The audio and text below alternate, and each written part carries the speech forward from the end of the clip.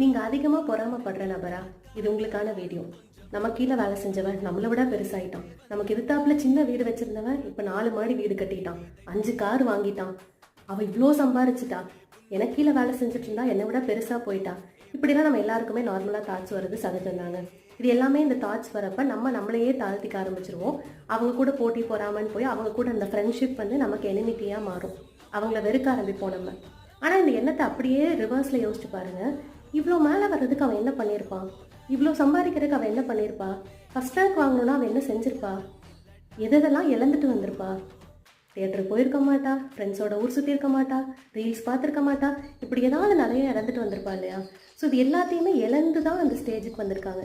எதையுமே இழக்காமல் ஒரு பொருளோ ஒரு விஷயமோ ஒரு பெருமையோ ஒரு பேரோ நமக்கு கிடைக்காது. அந்த ப்ராசஸை நினச்சி நம்மளும் அதை செய்யலாமே ஒழிய அவங்களோட வெற்றியை பார்த்து பொறாமப்பட வேண்டாம்.